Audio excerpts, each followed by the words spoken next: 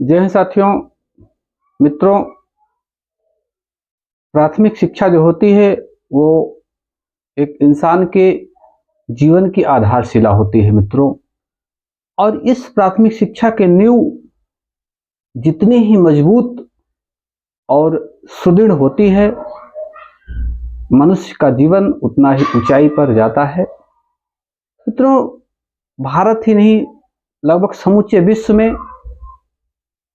बालकों की प्राथमिक शिक्षा पर विशेष जोर दिया जाता है। तरह तरह के तकनीकों के माध्यम से, तरह तरह के अनुसंधानों के माध्यम से प्राथमिक शिक्षा को मजबूत बनाने के प्रयास किए जाते हैं साथियों।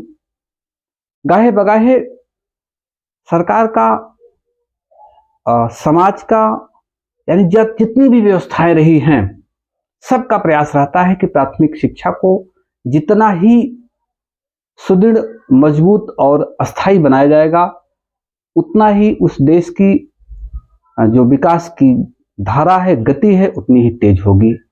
अब साथियों, थोड़ा सा आइए उत्तर प्रदेश की शिक्षा व्यवस्था पर एक नजर डाली जाए। मित्रों, जो उत्तर प्रदेश की शिक्षा व्यवस्था है उसमें 1 से 5 तक प्राथमिक शिक्षा, 6 से 8 तक उच्च प्राथमिक, और 9 और 10 पूर्व माध्यमिक, और 11 और 12 माध्यमिक। उसके बाद बीए उच्चतर शिक्षा के अंतर्गत रखे गए। देखिए साथियों, कहीं ना कहीं से एक सिस्टम बनाकर, एक स्टेप बाय स्टेप सिस्टम बनाकर शिक्षा व्यवस्था को एक सीढ़ी बनाकर, एक चेन बनाकर उसको जो है मजबूत प्रदान करने का काम किया गया। अब साथियों, ये जगजाहिर है कि प्राथमिक विद्यालय रहा हो, चाहे उच्चतम रहा हो, चाहे माध्यमिक रहा हो, चाहे जो रहे हो, ये कहीं ना कहीं से आए दिन इसमें कुछ न कुछ दिक्कत भी रही। अब दिक्कत साथियों क्या थी? जब प्राथमिक विद्यालय में या उच्चतम में भी सब जगह लगभग देखा गया कि अध्यापक रहे हों चाहे छात्र रहे हों, तमाम बुराइयां, तमाम थोड़ी सी समस्याएं वो देखने को मिली थी। और प्राथमिक में तो कुछ ज्यादा दिखने को मिली।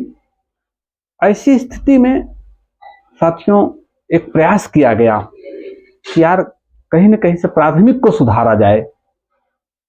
और जब आप प्राथमिक को सुधारेंगे तो उच्चतम सुधरना वो निश्चित रूप से हो जाएगा।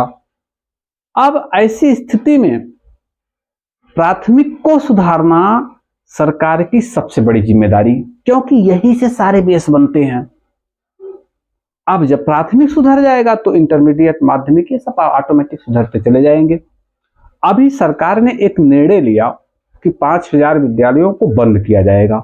मित्रों, सरकार का तर्क है कि वहां पे 50 शिक्षार्थियों से या विद्यार्थियों से कम संख्या वाले विद्यालयों को बंद किया जाएगा।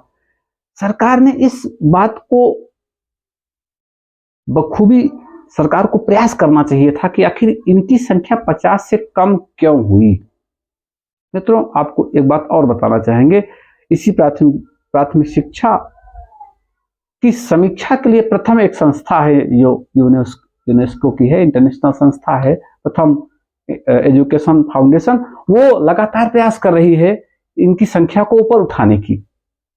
ऐसे में सरकार को इस पर कमेटी गठित करनी चाहिए, इस पर विचार करना चाहिए कि आखिर इनकी संख्या कैसे बढ़ाई जाए। बंद करना नहीं, हमको लगता है बंद करना तो ये तो समस्या से भागने की भी बात। ये सरकार अपनी नाकामी को छुपा रही है। जो बंद करना चाह रही है उसको बंद नहीं करना चाहिए, बल्कि उसकी संख्या एक समीक्षा के बाद देखना चाहिए कि आखिर इनकी संख्या कैसे बढ़े। अब अंतिम स्टेप में आती है कि सरकार अगर बंद करती है तो ये सरकार का कदम निंदनीय होगा, कठोरतम निंदनीय होगा। यूं कह लीजिए कि हर तरीके से सरकार की अगर जितनी भी भर्त्सना की जाए उतना कम होगा। क्यों? क्योंकि सरकार समस्या से भाग रही है, लड़ नहीं रही है, भाग रही है। और बंद करना किसी भी तरीके से उचित नहीं है कि सरकार प्राथमिक विद्यालयों को बंद करे। ये सरकार का कदम कहीं न कहीं से बहुत ही शोचनीय है, निंदनीय है और खेदपूर्वक मैं कह रहा हूं कि सरकार का यह कदम घोर निंदा का विषय वस्तु है। जय हिंद साथियों।